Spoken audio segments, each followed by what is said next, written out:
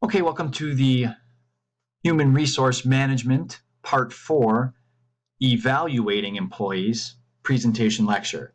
Please make sure that you have the notes with you so that you can take down the notes for the material as we go through this last portion of the Human Resource Management presentation lecture. Let's go ahead and get started.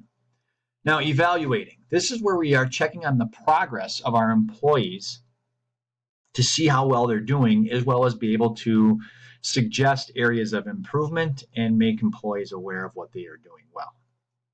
So we take a look at evaluating.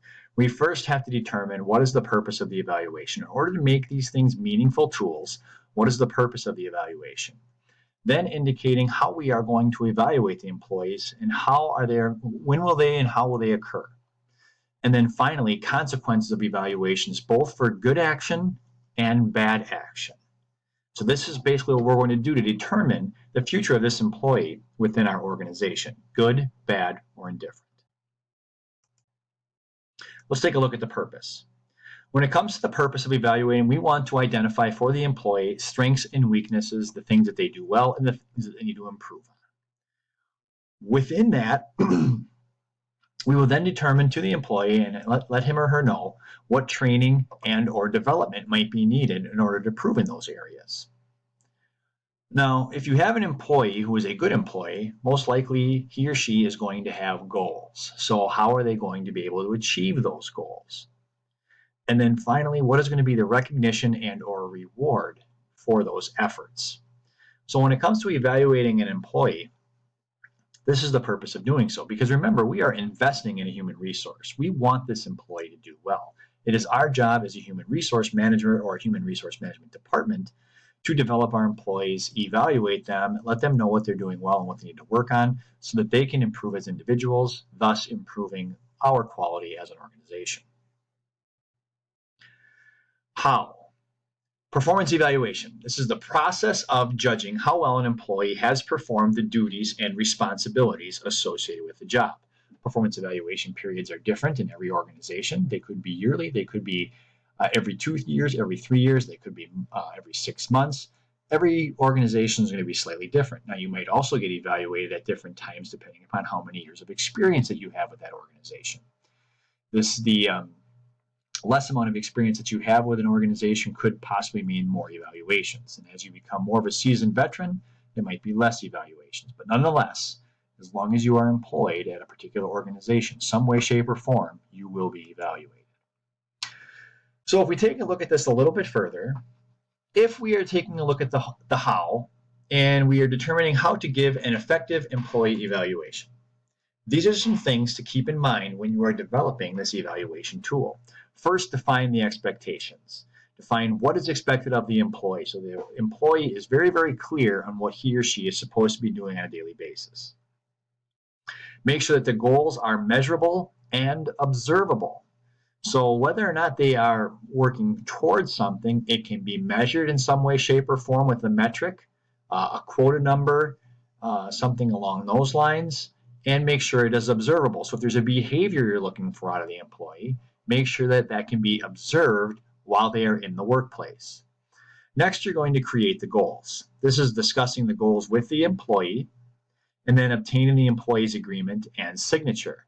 Usually these are things that are taking place pre-evaluation. There might be some type of a meeting or a quick briefing on what's going to be coming up in their upcoming evaluation. Providing written evaluation to give feedback on performance. Every 6 months or so, like I said, every organization is going to be slightly different in how often they evaluate employees. Performance will be discussed. Now, struggling employees consider once a month evaluations. If you have an employee who is struggling, you might want to offer more evaluations to get that employee on track. And then ensuring written performance reviews to reflect the entire evaluation period will be beneficial to the employee in order for the employee to improve him or herself, thus again, improving the overall quality of the organization. Then moving along, maintain a performance record. So as we are going to monitor the progress of this employee over the course of many evaluations, we are going to be making written notes throughout the year to monitor progress, monitor those strengths and weaknesses. We are going to make sure that we praise and correct in real time, giving immediate feedback if possible, or at least feedback in as timely of a manner as possible. And then finally, ensuring the integrity of the evaluation. So don't go through an evaluation just to evaluate someone.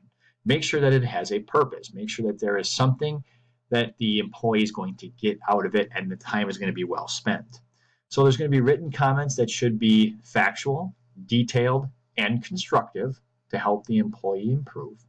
Performance criteria shouldn't be changed after the review. Once the review is complete, that time frame has been evaluated, and now we move on to the next time frame.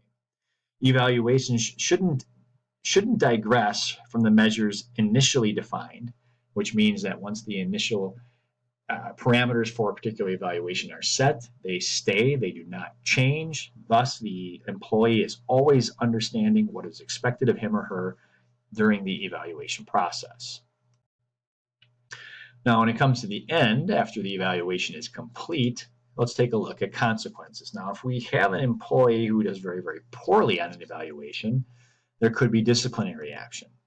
Disciplinary action could be dock of pay or hours, less work time, could be the requirement of additional training on or off site, or assigning a mentor or a coach. But if an evaluation goes well, and you really see an employee starting to progress through the organization as time goes on, there could be rewards, such as promotions. Also possibly an increase in pay. Could be one or the other, or both.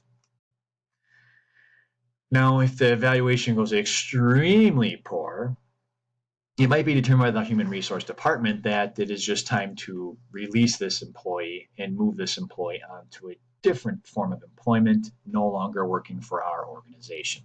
Thus, it would result in termination. This means the employee no longer has a job with that particular business. Now, whenever there's a termination, there has to be reasons. You can't just fire someone to fire someone. A lot of people might think that boss, employee, or subordinate, I don't want you to work here anymore. I don't have to have any reasons, you're fired. Well, not necessarily. So when it comes to termination, there has to be proof that certain things are not being met. So for example, not performing job duties, employee misconduct, could be acting inappropriate with coworkers, possibly being verbally abusive, possible sexual innuendos, things of that nature would be considered employee misconduct. And if any of these things are happening, or a pattern of these behaviors can be proved in the evaluation process, chances are you're fired.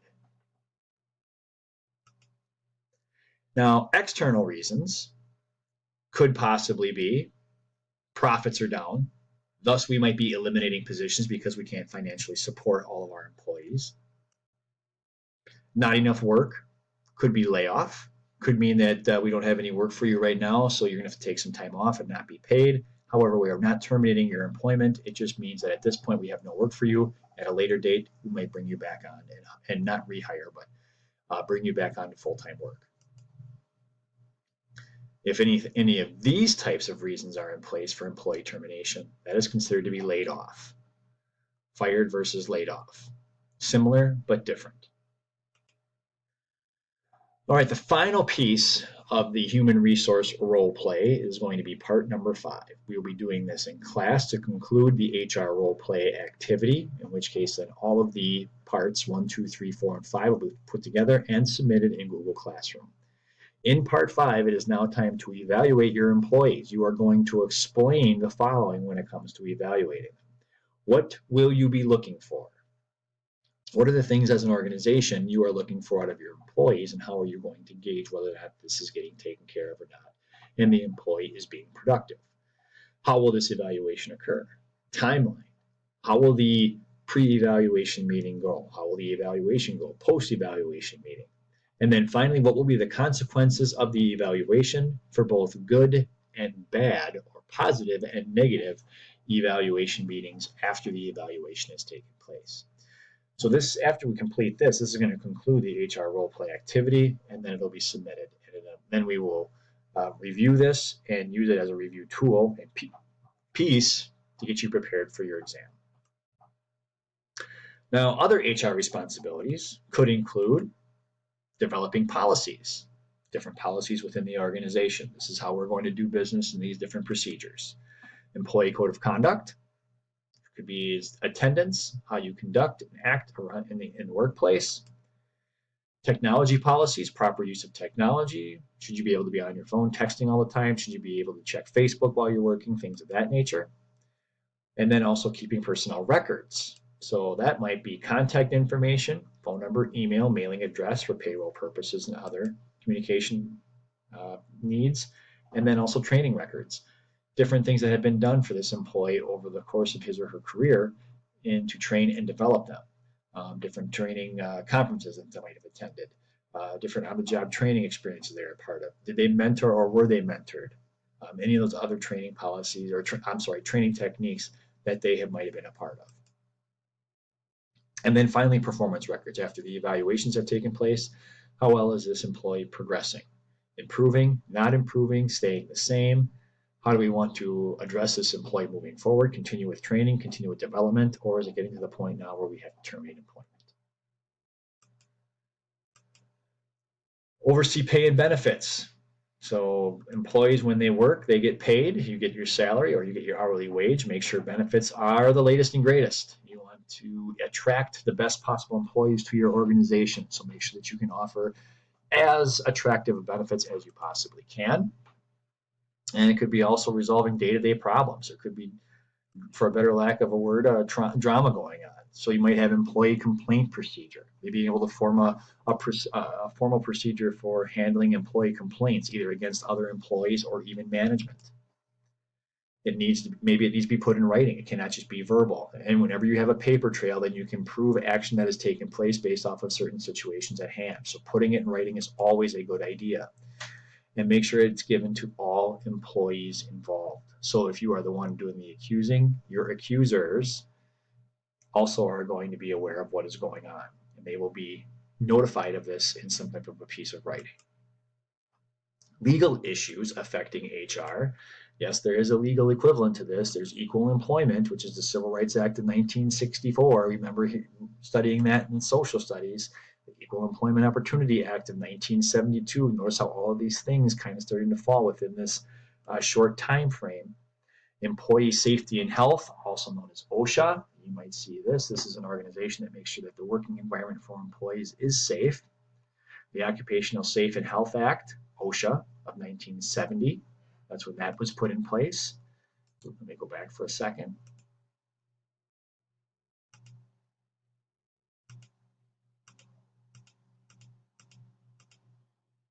So 1970 is when OSHA was put in place. Again, that is the Occupational Safety and Health Act.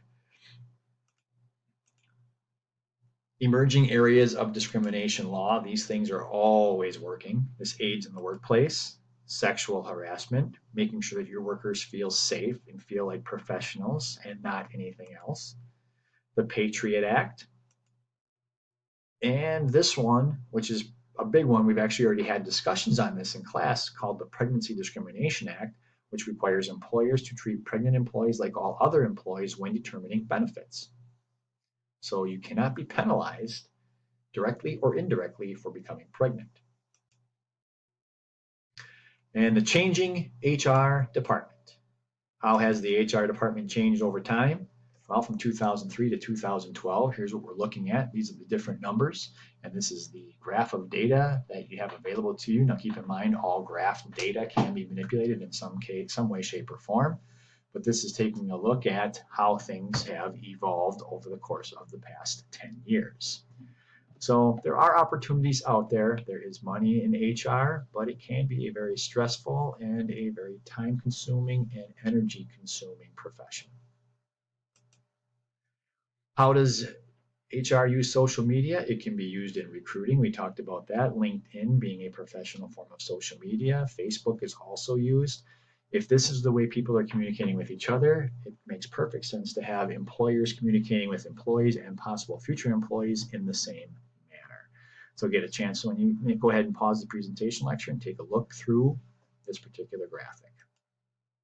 And then Gen Y is changing the HR department. You are Gen Y, also known as millennials. So go ahead and pause the presentation lecture and take a look at that. And that concludes the presentation lecture for part 4.